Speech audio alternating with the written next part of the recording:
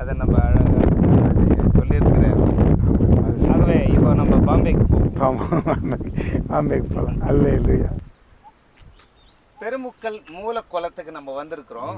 இந்த குளத்தினுடைய காரியங்கள் என்னன்னு பார்த்தோம்னா, இது குடிக்கிற தண்ணி. இதில் யாரும் போய் காலை வச்சிடக்கூடாது.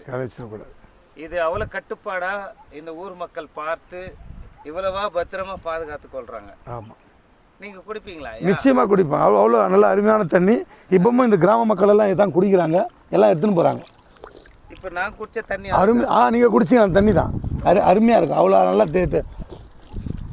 நல்லா அருமையாக இருக்கும். ஆமாம், அருமையான தண்ணி. இந்த தண்ணி தான் இப்போ குடிச்சிங்க. தண்ணி குடிக்கணும்னா வாங்குங்க. நல்லா இருக்கு. பெருமுக்கல் கிராமத்தில் மூலக்குளம் என்ற ஒரு குளம்.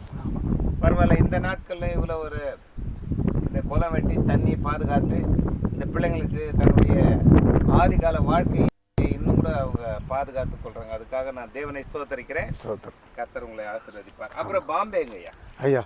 அதான் ஐயா, பாம்பே பாம்பேயில் போயிட்டேன். அப்படியே நிற்கலாம். ஆமாம், பாம்பேயில் போயிட்டு அங்கே பாஷை தெரியாது. இப்போ இங்கே எப்படி நான் பாம்பே போனதுன்னா, இங்கே சென்னையில் தங்கிறதுக்கு இடம் இல்லாமல் போய் பீச்சில் படுக்கும்போது அங்கே என்ன போன்ற நண்பர்கள் ஊரை விட்டு ஓடியாந்தவங்க அங்கே நிறைய பேர் தங்கியிருக்கிறாங்க. அவங்க மூலமாக கல்யாண வேலைக்கெல்லாம் போகிற ஒரு சூழ்நிலை. கல்யாணம் அப்படின்னா கல்யாணத்துக்கு போய் சப்ளை பண்ணுற வேலை, அந்த மாதிரி வேலைக்கெல்லாம் ஆட்கள் கூடும்போது அதில் ஒரு சில நண்பர்கள் மூலமாக பாம்பேக்கு போகலாம் அப்படிங்க. இது தீரா அந்த படம் எடுக்கிற இடத்துல வெளியே வந்த உடனே தங்க இடம் இல்லாமல் ஷூட்டிங் முடிஞ்சிருச்சு. முடிஞ்ச உடனே எனக்கு அடுத்தது வழி இல்லை. பார்த்தா பீச், அங்கே பிரச்சனை இல்லை. இங்கே சென்னையில் ஆமாம், பீச்சில் தான் படுக்க. இங்கே இடம் இல்லாததுனால எனக்கு அடுத்தது வாய்ப்பு இல்லை. படம் எடுக்கலை, முடிஞ்சிச்சு. மோனிஷா படம் எடுத்து முடிஞ்சிருச்சு. அதுக்கப்புறம் அடுத்த படம் எடுக்கும்போது தான் ஷூட்டிங்கு. அப்புறம் நானும் வெளியே வந்துட்டேன். கார்டு எடுத்தால் தான் அடுத்தது ஏன்னா வேலைக்கு போக முடியும். அப்போ நான் தங்க எனக்கு இடம் இல்லை, வீடு வாசல் இல்லை. பார்த்தேன் பீச்சு தான். பீச்சில் போய் படுக்கும்போது அங்கே என்ன போன்ற நண்பர்கள் பல ஊர்லேருந்து வந்தவங்க பழக்கமானாங்க. அவங்க மூலமாக பாம்பே போகலாண்டா, அங்கே நல்லா பெரிய பெரிய பில்டிங்லாம் இருக்குது, அங்கே வேலைலாம் நல்லா கிடைக்கும். கோவா போகலாண்டா, அங்கே நல்லா பில்டிங்லாம் இருக்கும், வேலையெல்லாம் இருக்கும் அப்படின்னு சொல்லி கோவா கூப்பிட்டு போனான் ஒரு பையன். கோவாவுக்கு போனோம். குண்டக்கல், டாங்கிலி ஏதோ ஊரெலாம் தாண்டி கோவா போனோம். அங்கே போய் கோவாவில் ஒரு 4 நாள் அவன் போனவன் என்ன பண்ண, பெரிய பெரிய பில்டிங் காமான்னு பார்த்தா கோணி எடுத்து கையில் கொடுத்து பேப்பர் பொறுக்க விட்டான். கோவாவில் போயிட்டு கோணி எடுத்து பேப்பர் பொறுக்க விட்டுட்டான். ஆமாம், பேப்பர்லாம் பொறுக்கி தான் வியாபாரம்னு சொல்லி விட்டான் தொழில். இன்னும் ஆண்டவரே சோத்திரம், எனக்கு பிடிக்கல எனக்கு. அப்புறம் அங்கேயே அப்படியே கொஞ்ச நாள் அப்படியே சுற்றி நின்றேன். பாஷை தெரில, ஒன்றும் தெரில. எங்கே சாமி என்ன சாப்பாடு எனக்கு வேறு மாதிரிக்குது. கோவா சுற்றி அந்த கடற்கரை ஓரத்துலேயே சுற்றி வந்தேன்.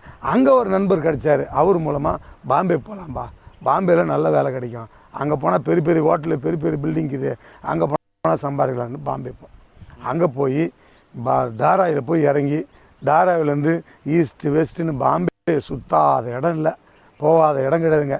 பாம்பேயில் எல்லா இடத்துலையும் போய் சுத்தன ஐயா. மக்தும் பாபா தர்கான்னு ஒரு தர்கா இருக்குது மகிமில். அந்த தர்கா தான் எனக்கு சோறு போட்டுது. அங்கே இருக்கிற ரேத்தி பந்தூர்னு ஒரு இடம், நல்லா இங்கே சாப்பிடுவேன், அங்கே போய் தூங்குவேன். பல கெட்ட பழக்கங்கள், கெட்ட நண்பர்கள். சாப்பாட்டுக்கு பிரச்சனை கிடையாது, சாப்பாடு போட்டுருவாங்க. வரிதியில் உக்காந்தோம்னா, வரிதின்னு ஒரு இருக்கும், லைனாக உட்காருவாங்க, எல்லாம் உட்காந்து சாப்பிடுவாங்க, உட்காந்து இருப்பாங்க.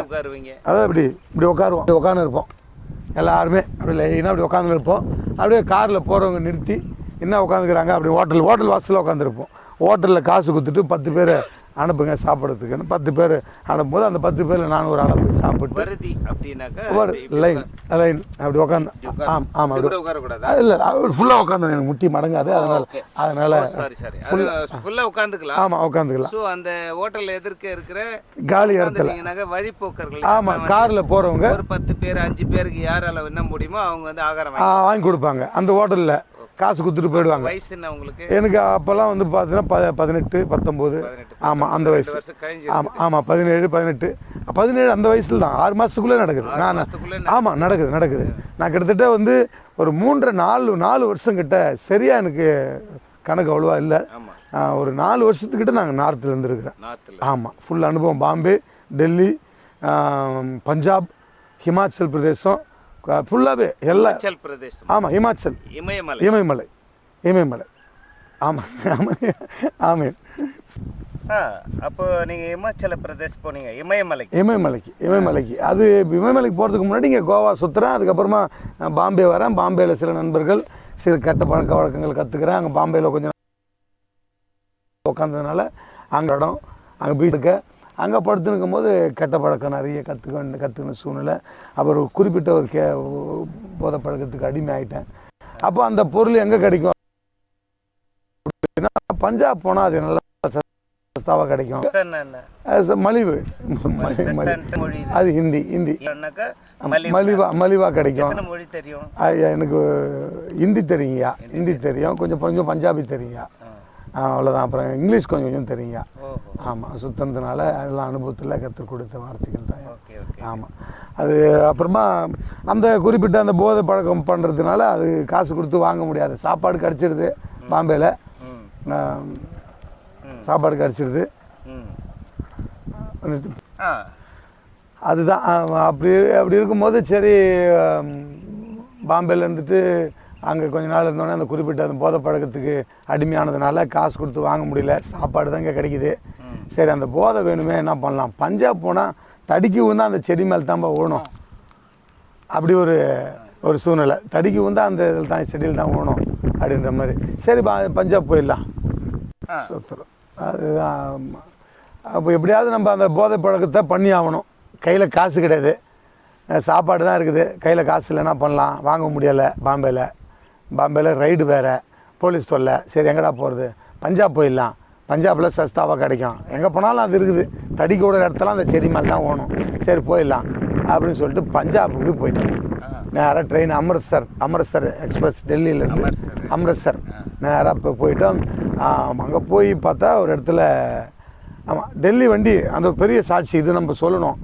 ஏன்னா அந்த டெல்லியில் நான் ஏறும்போது என் கூட இன்னொரு தமிழ்கார பையன், சின்ன பையன், அவனும் நானும் வாடா போகலாம் சொல்லி பஞ்சாப் போகலான்ட்டு போகிறோம். நம்ம டெல்லிக்கு போகிறோம். ஆமாம், என்ன மாதிரியே ஓடி வந்தவர் தான். நிறைய பேர் இருக்கிறாங்க. அவங்களுக்கெல்லாம் நம்ம ஆண்டவருக்குள்ளே வந்ததுக்கப்புறம் நிறைய பேருக்கு நான் ஜோம் பண்ணுறேன். ஆண்டவர் நிறைய பேர் இருக்கிறாங்கப்பா உலகத்தில், என்ன போல் நிறைய பேர் ஓடி போய் அப்பா அம்மா விட்டுட்டு நிறைய பேர் இருக்கிறாங்க ஐயா. ஆமாம், அதில் ஒரு சின்ன பையன், அவர் கூட என் கூட அவர் சேர்ந்துட்டார். நானும் டெல்லிக்கு போகலான்னு சொல்லி பாம்பேலேருந்து கிளம்புறோம்.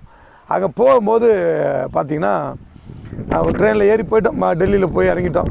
டெல்லி போனோடனே அங்கே போய் பார்த்தாக்கா நீ சொல்கிற மாதிரி எதிர்பார்க்குற மாதிரிலாம் இல்லை ஒன்றும்.